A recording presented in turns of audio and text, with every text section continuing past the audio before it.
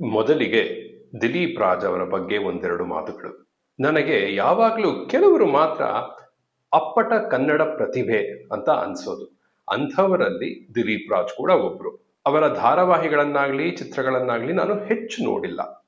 ಆದ್ರೂ ಅವರು ಒಬ್ಬ ಇಂಡಿವಿಜುವಲ್ ಆಗಿ ಅವರ ಪರ್ಸನಾಲಿಟಿ ನನ್ನನ್ನ ಯಾವಾಗಲೂ ಸೆಳೆಯೋದು. ಅದು ಅವರ ಕಂಠದಿಂದ ಆಗಿರಬಹುದು, ಅವರ ಲುಕ್ಸ್ ಇಂದ ಆಗಿರಬಹುದು, ಅಥವಾ ಅವರು ಮಾತನಾಡುವ ರೀತಿಯಿಂದ ಆಗಿರಬಹುದು. ಅವರ ಜೊತೆ ಒಂದು ಸಂದರ್ಶನವನ್ನ ಮಾಡುವ ಅವಕಾಶ ನನಗೆ ಸಿಕ್ತು ಅನ್ನೋದೇ ನನಗೆ ಖುಷಿ ವಿಚಾರ. ಆ ಸಂದರ್ಶನವನ್ನ ಇಲ್ಲಿ ಮೇಲೆ ಲಿಂಕ್ ಮಾಡಿರ್ತೀನಿ, ದಯವಿಟ್ಟು ನೋಡಿ. ಅದರಲ್ಲಿ ಅವರು ಎಷ್ಟು ಮುಕ್ತವಾಗಿ ಮಾತಾಡಿದ್ದಾರೆ, ಎಷ್ಟು ಪ್ರಬುದ್ಧವಾಗಿ ಮಾತಾಡಿದ್ದಾರೆ ಅನ್ನೋದನ್ನ ಕೇಳಿಸ್ಕೊಳ್ಳಿ. Good bye and thank you Dilip Raj. ಈಗ ಕರ್ಪ್ ಕಡೆಗೆ ಬರೋಣ. ಒಂದು ಬ್ರೇಕ್ ಬೇಕಿತ್ತು, ಒಂದು ಚಿತ್ರವನ್ನ ನೋಡ್ಲೇಬೇಕು ಇವತ್ತು ಅಂತ ಅನ್ನಿಸ್ತಿತ್ತು. ಕರ್ಪ್ ಮನೆ ಹತ್ರ ಇರೋ ಚಿತ್ರಮಂದಿರದಲ್ಲಿ ಬಿಡುಗಡೆ ಆಗಿತ್ತು. ಆಟ ಕೂಡ ಇನ್ನೂ ಆರಂಭ ಆಗಿರ್ಲಿಲ್ಲ.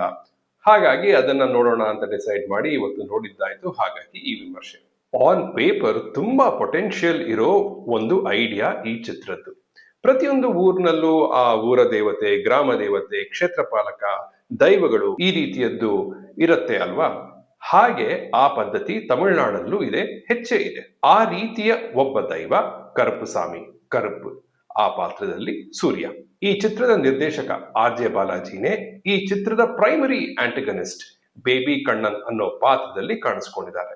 ಇನ್ಫ್ಯಾಕ್ಟ್ ಈ ಚಿತ್ರದಲ್ಲಿ ನನ್ನ ಪ್ರಕಾರ ಸೂರ್ಯ ಅವರಿಗಿಂತ ಹೆಚ್ಚು ಆರ್.ಜೆ. ಬಾಲಾಜಿ ಅವರೇ ಕಾಣಿಸ್ಕೊಳ್ತಾರೆ ಅಂತ ಅನ್ಸುತ್ತೆ.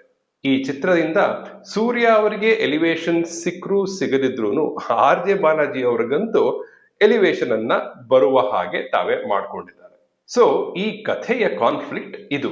ಇದನ್ನು ನಾನು ಒಳ್ಳೆ ಪೊಟೆನ್ಷಿಯಲ್ ಇರೋ ಐಡಿಯಾ ಆನ್ ಪೇಪರ್ ಅಂತ ಹೇಳಿದ್ದು. ಬೇಬಿ ಕಣ್ಣನ್ ಒಬ್ಬ ಸ್ಕ್ಯಾಮ್ ಲಾಯರ್, ರೌಡಿ ಲಾಯರ್. ಅವನು ಎಲ್ಲಾ ಅನ್ಎಥಿಕಲ್ ಪ್ರಾಕ್ಟಿಸಸ್ ಇಂದಾನೆ ಕೇಸ್ಗಳನ್ನ ಗೆಲ್ತಿರ್ತಾನೆ. ಇದನ್ನ ಕರುಪುಸಾಮಿ ಪ್ರಶ್ನೆ ಮಾಡಿದಾಗ ಅವನು ಕರುಪುಸಾಮಿಗೇನೆ ಒಂದು ಚಾಲೆಂಜ್ ಅನ್ನ ಹಾಕ್ತಾನೆ. ಸರಿ, ನೀವೇನೆ ಎಲ್ಲಾ ಎಥಿಕಲ್ ಪ್ರಾಕ್ಟಿಸಸ್ ನ ಫಾಲೋ ಮಾಡಿ ನ್ಯಾಯದ ದಾರಿಯಲ್ಲೇ ನಡೆದು ನಮ್ಮ ಕೋರ್ಟ್ ನಲ್ಲಿ ಕೇಸ್ಗಳನ್ನ ಗೆಲ್ಲಿ ನ್ಯಾಯವಾಗಿ ಅನ್ನೋ ಒಂದು ಚಾಲೆಂಜ್ ಅನ್ನ. ಆದ್ರೆ ಆ ಚಾಲೆಂಜ್ಗೆ ಒಂದು ಕಂಡೀಷನ್, ಒಂದು ಷರತ್ತಿದೆ. ಏನು ಅಂದ್ರೆ ದೈವ ಶಕ್ತಿಯನ್ನ ಉಪಯೋಗಿಸದೆ ಕೇಸ್ಗಳನ್ನ ಗೆದ್ದು ತೋರಿಸ್ಬೇಕು ಅನ್ನೋದು. ಆ ಕ್ಷೇತ್ರದ ನ್ಯಾಯ ಪಾಲಕನೇ ಮಾನವರ ಕೋರ್ಟ್ನ ಮೂಲಕ, ಮಾನವರ ನ್ಯಾಯ ದೇಗುಲದ ಮೂಲಕ ಕೇಸ್ಗಳನ್ನ ಗೆಲ್ಲಬೇಕು. ಇದನ್ನೇ ನಾನು ಇಂಟ್ರೆಸ್ಟಿಂಗ್ ಐಡಿಯಾ, ಒಂದು ಮಾಸ್ ಮಸಾಲಾ ಚಿತ್ರಕ್ಕೆ ಅಂದದ್ದು. ಆದ್ರೆ ಈ ಐಡಿಯಾಗೆ ಒಂದು ಡೌನ್ ಸೈಡ್ ಇದೆ. ಅದೇನು ಅಂದ್ರೆ ನಮ್ಮ ಚಿತ್ರಗಳಲ್ಲಿ ಆಲ್ರೆಡಿ ನಮ್ಮ ಹೀರೋಗಳು ಸೂಪರ್ ಹೀರೋಗಳ ಹಾಗೆ ಇರ್ತಾರೆ. ಹಾಗಾಗಿ ಇಲ್ಲಿ ದೈವವೇ ಹೀರೋ ಅಂತ ಹೇಳುವಾಗ ನಿಜವಾಗ್ಲೂ ಔಟ್ ಆಫ್ ದಿ ಬಾಕ್ಸ್ ಹೋಗಿ ನಮಗೆ ಏನನ್ನಾದ್ರೂ ತೋರಿಸ್ಲೇಬೇಕು. ಆಗ್ಲೇ ನಾವು ಇಷ್ಟಪಡೋದು, ನಾವು ಕನ್ವಿನ್ಸ್ ಆಗೋದು. ಅದು ಈ ಚಿತ್ರದಲ್ಲಿ ಮಿಸ್ಸಿಂಗ್. ನೆಗೆಟಿವ್ಸ್ಗೆ ಆಮೇಲೆ ಬರೋಣ, ಮೊದಲು ಪಾಸಿಟಿವ್ಸ್. ನಿರ್ದೇಶಕ ಆರ್.ಜೆ. ಬಾಲಾಜಿ ಅವರು ಈ ಚಿತ್ರದ ಫಸ್ಟ್ ಹಾಫ್ ಎಮೋಷನಲ್ ಆಗಿ ಇರುತ್ತೆ, ಸೆಕೆಂಡ್ ಹಾಫ್ ಮಾಸ್ ಆಗಿ ಇರುತ್ತೆ ಅಂತ ಹೇಳಿದ್ರು. ಫಸ್ಟ್ ಹಾಫ್ ಎಮೋಷನಲ್ ಆಗಿ ಇರೋದಕ್ಕೆ ಮುಖ್ಯ ಕಾರಣ ಅಪ್ಪ ಮಗಳ ಒಂದು ಟ್ರ್ಯಾಕ್ ಇದೆ, ಒಂದು ಎಮೋಷನಲ್ ಟ್ರ್ಯಾಕ್ ಇದೆ. ಅದರಲ್ಲಿ ಇಂದ್ರನ್ಸ್ ಹಾಗೂ ಅನಘಾ ರವಿ ಇಬ್ರು ಮಲಯಾಳಂ ಆಕ್ಟ್ರೆಸ್ಸೇ ಅವರು ಕಾಣಿಸ್ಕೊಂಡಿದ್ದಾರೆ. ಆ ಒಂದು ಟ್ರ್ಯಾಕ್ ನಮ್ಮನ್ನ ಎಮೋಷನಲಿ ಸಂಪೂರ್ಣವಾಗಿ ಅಲುಗಾಡಿಸದೆ ಹೋದ್ರೂ ಕೂಡ ಮೆಲೋಡ್ರಾಮಾ ಅಲ್ಲಲ್ಲಿ ವರ್ಕ್ ಆದಾಗ ಚೆನ್ನಾಗೇ ವರ್ಕ್ ಆಗಿದೆ. ಆ ಟ್ರ್ಯಾಕ್ ನ ಸ್ಪೆಷಾಲಿಟಿ ಏನು ಅಂದ್ರೆ ಕೋರ್ಟ್ ಪ್ರೊಸೀಡಿಂಗ್ಸ್, ಕೋರ್ಟ್ ಹೊರಗೆ ಏನ್ ನಡೆಯುತ್ತೆ ಅನ್ನುವುದನ್ನೆಲ್ಲ ತುಂಬಾ ಇಂಟ್ರೆಸ್ಟಿಂಗ್ ಆಗಿ ತೋರಿಸಿದ್ದಾರೆ. ಅಲ್ಲಿ ನಿರ್ದೇಶಕ ಆರ್.ಜೆ. ಬಾಲಾಜಿ ಶೈನ್ಸ್. ಒಂದು ಕೇಸ್ ಹೇಗೆ ಮುಂದೂಡಲಾಗತ್ತೆ, ಹೇಗೆ ಎಳ್ಕೊಂಡೇ ಹೋಗತ್ತೆ, ಪ್ರೊಲಾಂಗ್ ಆಗ್ತಲೇ ಹೋಗುತ್ತೆ ಅನ್ನೋದನ್ನ ಕೆಲವು ಮಾಂಟಾಜಸ್ ಇಂದ ತೋರಿಸಿದ್ದಾರೆ. ಅಲ್ಲಿ ಒಂದು ಬಿಟ್ ಸಾಂಗ್ ಕೂಡ ಬರುತ್ತೆ. ಇಲ್ಲಿ ಈ ಮಾಂಟಾಜಸ್ ನ ಬಳಸುವ ಒಂದು ಎಫೆಕ್ಟಿವ್ನೆಸ್ ಚೆನ್ನಾಗಿದೆ. ಸೆಕೆಂಡ್ ಹಾಫ್ ನಲ್ಲಿ ಒಂದು ಕೋರ್ಟ್ ರೂಮ್ ಸೀನ್ ಅಲ್ಲಿ ಹುಟ್ಟೋ ಹ್ಯೂಮರ್ ಚೆನ್ನಾಗಿತ್ತು. ಅದಾದ ಮೇಲೆ ಕ್ರೈಮ್ಸೇ ನಡೆಯೋದಿಲ್ಲ ಅನ್ನೋ ಒಂದು ಸ್ಮಾಲ್ ಎಪಿಸೋಡ್ ಬರುತ್ತೆ. ಆ ಎಪಿಸೋಡ್ ನಲ್ಲಿ ಡೈರೆಕ್ಟರ್ ಶಂಕರ್ ಅವರ ಝೋನ್ ಅನ್ನ ಟಚ್ ಮಾಡಿ ಬಂದದ್ದು ಚೆನ್ನಾಗಿತ್ತು. ಅಪ್ಪ ಮಗಳ ಟ್ರ್ಯಾಕ್, ಬೇಬಿ ಕಣ್ಣನ್ನ ಇಂಟ್ರೊಡ್ಯೂಸ್ ಮಾಡಿ ಎಸ್ಟಾಬ್ಲಿಷ್ ಮಾಡೋದು, ಆ ಪಾತ್ರವನ್ನ, ಪ್ರೀತಿ ತ್ರಿಷಾ ಅವರ ಪಾತ್ರವನ್ನ ರಿಜಿಸ್ಟರ್ ಮಾಡುವುದು, ಕೋರ್ಟ್ ಪ್ರೊಸೀಡಿಂಗ್ಸ್, ಇವೆಲ್ಲವನ್ನ ಸೂಪರ್ ಅಂತ ಅಲ್ಲದಿದ್ರು ನೀಟಾಗಿ ಮಸಾಲಾ ಎಂಟರ್ಟೈನ್ಮೆಂಟ್ಗೆ ಏನೆಲ್ಲ ಬೇಕೋ ಅದನ್ನೆಲ್ಲ ನೀಡ್ತಲೇ ಸಾಗತ್ತೆ ಚಿತ್ರ. ಪೇಯಿ ಅಂದ್ರೆ ದೆವ್ವ, ಘೋಸ್ಟ್, ಆ ಹೆಸರಿನಲ್ಲಿ ಒಂದು ಪಾತ್ರ ಬರುತ್ತೆ. ಆ ಪಾತ್ರದ ಐಡಿಯಾ ಆಗ್ಲಿ, ಆ ಪಾತ್ರಕ್ಕೆ ಬರೆದಿರುವ ಸಂಭಾಷಣೆ ಆಗ್ಲಿ ಎಕ್ಸಲೆಂಟ್. ಆರ್.ಜೆ. ಬಾಲಾಜಿ ಅವರ ನಟನೆ ಅಕ್ಸೆಪ್ಟಬಲ್ ಅಂತ ಹೇಳಬಹುದು. ಆದ್ರೆ ಬೇಬಿ ಕಣ್ಣನ್ ಅನ್ನೋ ಒಂದು ಪಾತ್ರ, ಅದು ಸೂರ್ಯ ಎದುರಿಗೆ ಬರುವ ಆ ಪಾತ್ರದ ಭಾರ ಇದೆಯಲ್ಲ, ಅದು ಇವರ ಭುಜಗಳಿಗೆ ಸ್ವಲ್ಪ ಹೆಚ್ಚು ತೂಕವೇ ಆಯ್ತೇನೋ ಅಂತ ಅನ್ನಿಸ್ತು.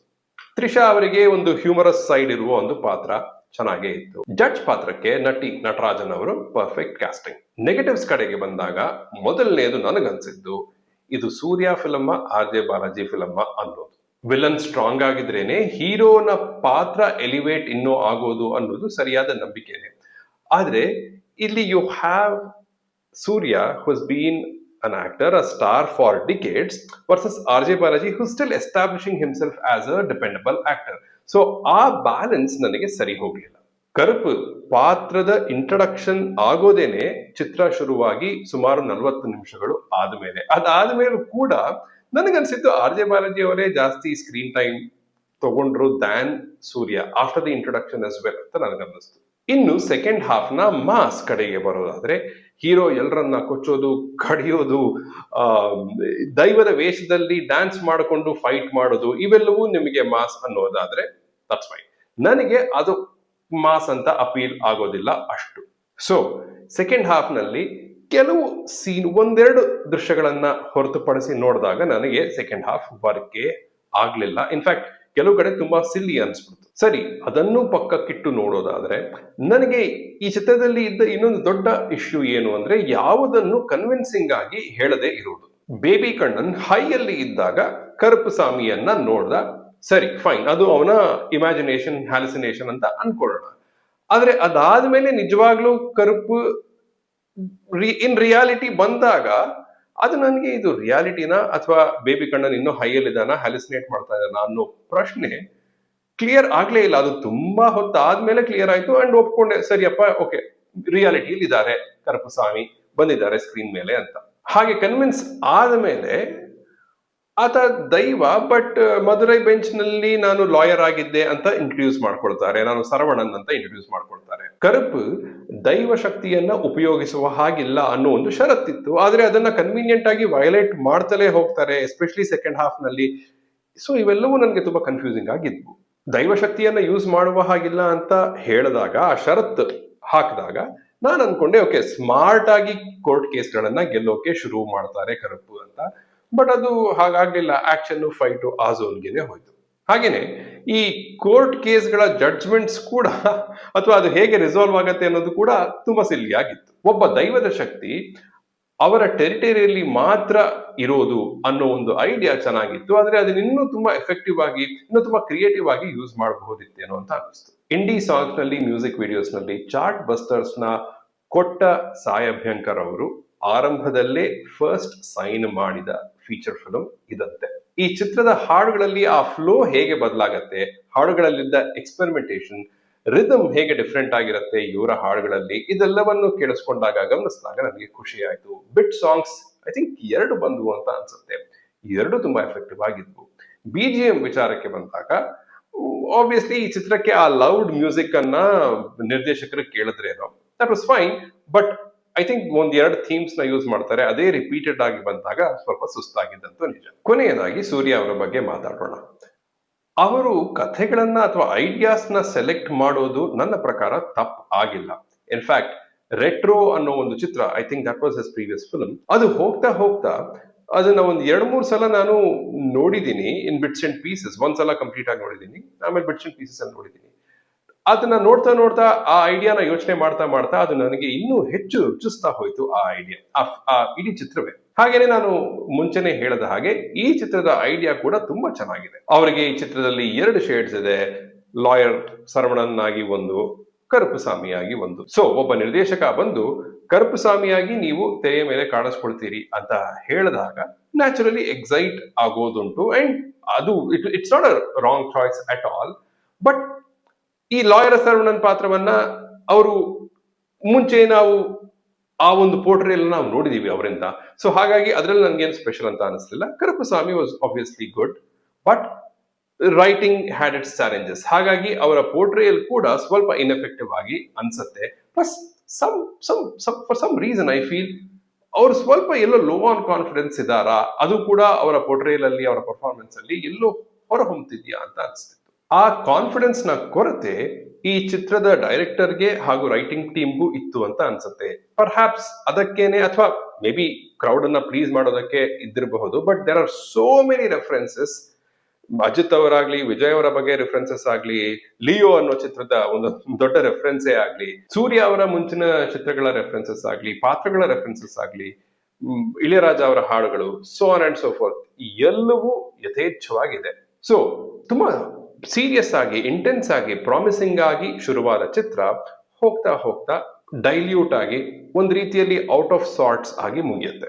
ದಟ್ ಸೆಡ್, ಫಸ್ಟ್ ಹಾಫ್ ನಲ್ಲಿ ಮೋಸ ಇಲ್ಲ, ಸೆಕೆಂಡ್ ಹಾಫ್ ನಲ್ಲಿ ನಿಮಗೆ ಯಾವ ರೀತಿಯ ಮಾಸ್ ಇಷ್ಟ ಆಗತ್ತೆ ಅನ್ನೋದರ ಮೇಲೆ ಅದು ನಿಂತಿದೆ. ಈ ಚಿತ್ರದಲ್ಲಿ God things, just God things ಅನ್ನೋ ಒಂದು ಯೂಸೇಜ್ ಬರ್ತಲೇ ಹೋಗುತ್ತೆ. ಇನ್ಫ್ಯಾಕ್ಟ್ ಈ ಚಿತ್ರದ ಥೀಮೇನೆ God things versus court things ಅನ್ನೋದು.